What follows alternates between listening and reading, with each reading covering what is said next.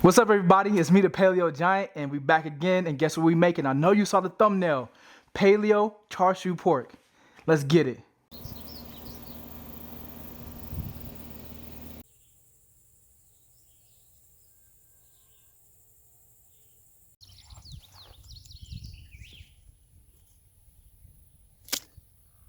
So after those stunning visuals I just showed you, I'm gonna wash my hands, put on some rubber gloves, wash the pork belly, and then we're gonna go ahead and pat dry this.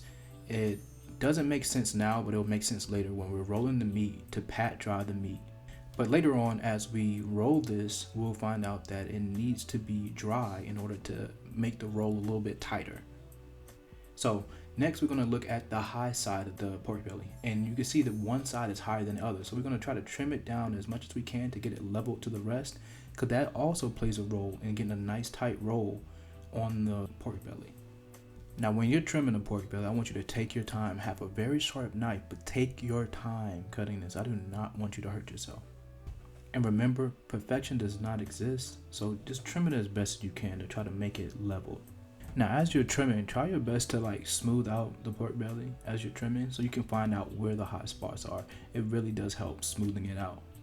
And once you get to a point where you feel like it doesn't need to be trimmed anymore, go ahead and move on to the next step, which is stabbing the pork belly. Look, when I said we're gonna stab this, we're gonna stab this. We're gonna stab it like we're at a family reunion and everybody said your mother-in-law's mac and cheese was just okay.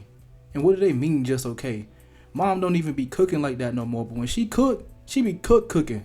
Let me calm down. Now this next thing was done by a friend of mine. He was really drunk. He had a huge knife and he did it while singing this one song. If you can tell me what that song is in the comments, I would greatly appreciate it. Now we're gonna give the fat side of this pork belly the same treatment as we did the meat side.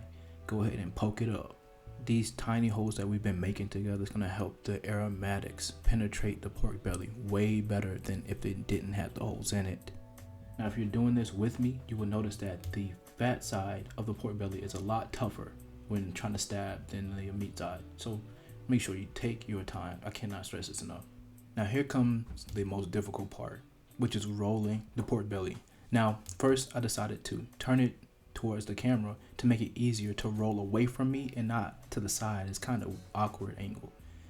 And then I noticed as I was trying to roll it that it was already turning bigger than it needed to be in the beginning. So I decided to stretch it out and take my trusty meat cleaver and make shallow cuts along the length of the pork belly. Now when you're doing this, take shallow cuts. You do not want to cut all the way through. You don't want to even cut halfway through.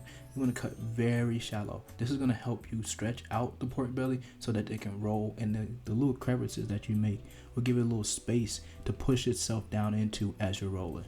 And now we roll. Now I'm not sure if you can see the difference, but it's a lot tighter in the beginning than it was before. Tuck it under as you roll and it will make a nice tight spiral. And make sure you take time to look at how well you did this for your very first time ever. I believe you're going to do a good job. And to the side of you, you should already have some butcher's twine cut longer than you think you might actually need.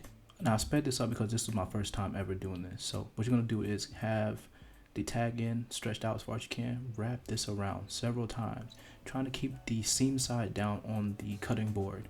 And then you're going to wrap until you lose about most of the string in the wrapping process. And then you're gonna wrap across lengthwise and tie you a little knot. Now I don't know which knot is perfect for this. I did a regular square knot because I had no idea. I was too poor to participate in Boy Scouts. Now go ahead and squish in the sides a little bit and take the tag end of the strings. Make sure it's the loose ends, not the knots, and go ahead and cut those off. And if you're following along with me, I know you did a good job. Go ahead and take time and look at how well you did.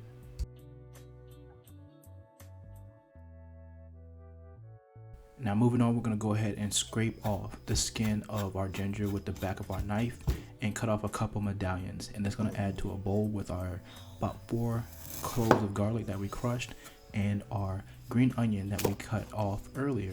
I'm going to roughly chop that.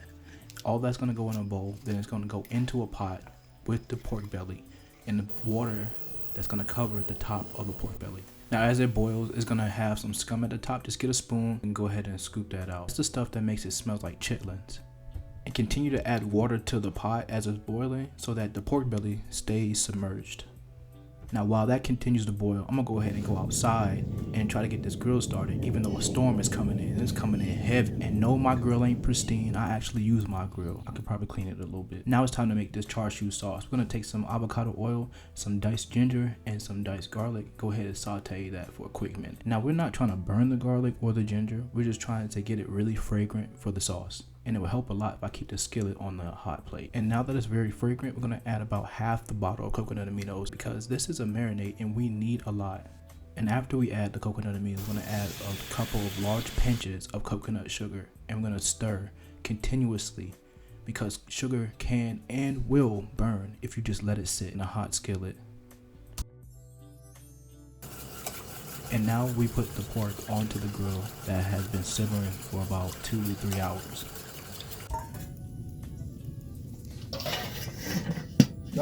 And after about 12 minutes, I went outside and started to baste the pork belly with the marinade that we made inside. But as you can hear in the background, that storm I was talking about is really rolling in. You can hear the birds trying to warn me to go back in the house. And eventually, you'll actually hear hail hitting the roof of my garage.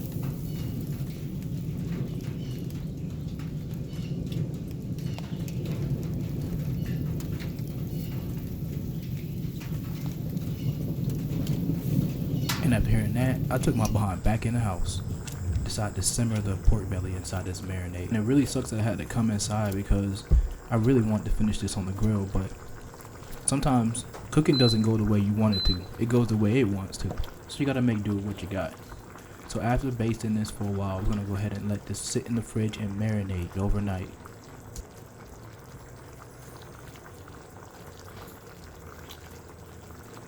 It's day 2 of making chashu pork. So we're gonna go ahead and take it out the fridge, slice it up, sear it up, and have us a taste. Now I'm sure there's a better way to wrap this up because this was really difficult just to cut the strings off. I thought if I cut one specific string that the whole thing would just roll off, and it did not go that way. Anyways, after cutting off the strings, you're gonna push those to the side and cut, and look at that spiral. This is exactly what we were looking for. Went ahead and make another cut. The first cut is not always the best one, but the second one looks absolutely amazing. Look at this. And that white powder on my apron and on my hand is not what you think. It's actually tapioca flour from another recipe I was working on the same night. So I'm going to continue to cut these in really thin slices because that's a personal choice. But if you like a lot of fat on your meat, do you, boo. Make it thicker. And once you get enough slices off, go ahead and add it to your skillet. No need for oil. Just go ahead and add it to a dry skillet. It's going to come out beautiful. And then you're going to take some of that marinade and drizzle it on the top. And I tell you what, you got paleo chashu pork.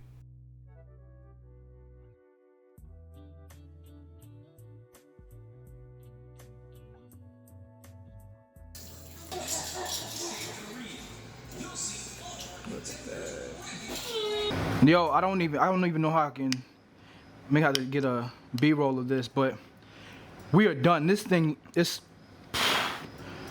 look, I don't know about y'all, but I'm about to eat. You cut it with a spoon. I'm using a spoon to cut this thing. That's how tender it is. Oh my goodness, my mouth is watering.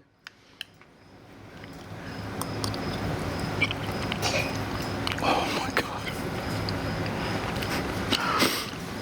this is so good. Sometimes I surprise myself when I cook. This is so good.